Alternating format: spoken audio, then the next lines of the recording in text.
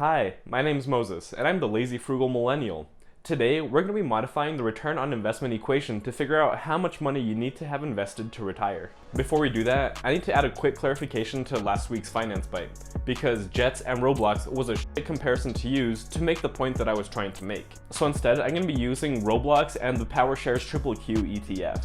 After last week, my Roblox investment has a dollar gain of $11.28, which is a return on investment of 8.17% on my original $138 investment. I have over $2,500 invested into Triple Q, and that has a dollar gain of $80.07. My Triple Q investment has gained more money than my Roblox investment, but since the Triple Q investment is much bigger than the Roblox investment, we have to use return on investment to compare them. The return on my Triple Q investment is only 3.3%, meaning that my Roblox investment has performed 4.87% better than Triple Q. The lesson here is that you should never underestimate a bunch of kids with their parents' credit cards. But back to retirement, I know a lot of my fellow millennials are worried that we're not going to be able to retire like our parents and our grandparents did. And that's probably true, but we should still have a target in mind, that way we know what we're working towards. We're going to start with the return on investment equation from last week and work some algebra magic. First, we're going to multiply both sides by dollar cost, that way we can cancel out dollar cost on the left side of the equation. That leaves us with dollar gain equals return on investment times dollar cost. Then we divide both sides by return on investment percentage to cancel it out on the right side of the equation. That leaves us with dollar gain divided by the return on investment equals the cost of our investment. With this equation, dollar gain is how much money you want to make in 1 year. Return on investment percentage is how much an investment returns, and dollar cost is how much you have to have invested to make your annual income. This is why you should have a budget and know your expenses. After taxes, the salary that I pay myself out of my company is $3,500, and this covers all of my expenses. This comes out to $42,000 a year. I actually pay myself 60% more than that, but Uncle Sam intercepts it before it hits my bank account. Let's build in some lifestyle inflation and say that I'm going to need $50,000 a year to retire. You can pick whatever number you want for this calculation. Maybe you want to be a baller buying bottles at the club in retirement, so you need $250,000 a year to blow. Or maybe you don't want to retire and you just want an extra 20 grand a year. Just pick your own number. There's something called the 4% rule, which is a rule of thumb saying that you shouldn't withdraw more than 4% of your retirement savings per year. But this rule was created using bond returns from the 1920s, so it's pretty fucking outdated. So instead, we're going to use 10%, which is the average stock market return over the last 100 years. So we take my annual retirement spending of $50,000 and we divide that by 10% in decimal form, which is 0.1, and that tells us that I need at least $500,000 invested.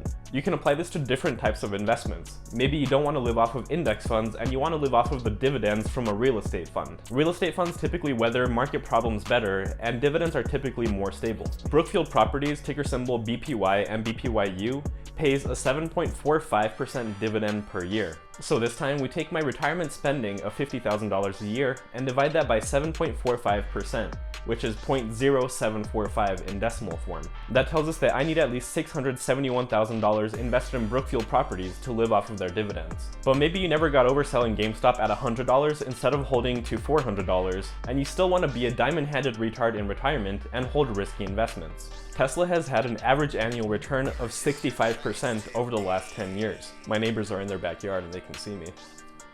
So this time we take my annual retirement spending of $50,000 and divide that by 65%, or 0.65 in decimal form. That tells us that I would only need $77,000 invested in Tesla to live off of Tesla. Or maybe you never got over buying GameStop at $400 and selling it at $100, so you don't want any risk and just want to stick your money in a bank account. The highest interest rate I found is from Axos Bank at 0.61%. So this time we take my $50,000 and divide that by 0.61%, which is 0.0061 in decimal form.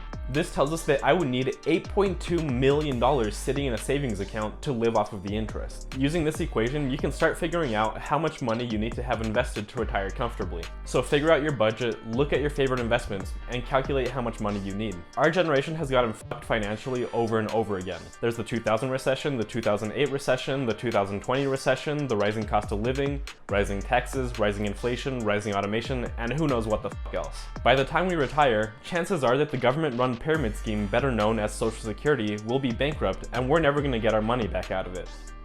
So we're on our own for retirement.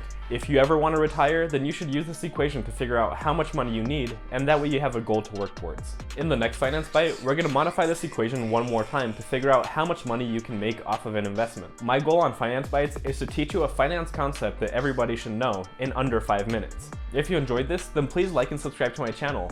Let me know what you think, or let me know what you want to learn about down in the comments. Get some free stuff by using my referral links in the description. Don't forget to drink your water, and I'll see you on the next video.